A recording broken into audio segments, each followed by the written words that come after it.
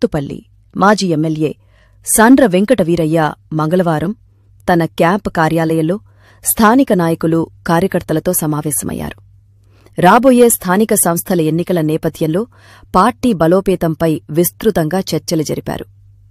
ప్రతి కార్యకర్త కూడా చురుకుగా పనిచేసి పార్టీ విజయానికి తోడ్పడాలని సాండ్ర సూచించారు.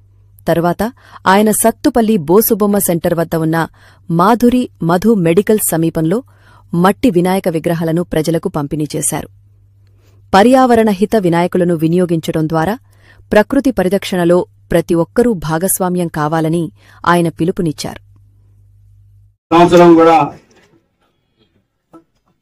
మట్టి వినాయక ప్రతిమల్ని పంపిణీ చేసే కార్యక్రమాన్ని వారు ఏర్పాటు చేయడం జరుగుతున్నది.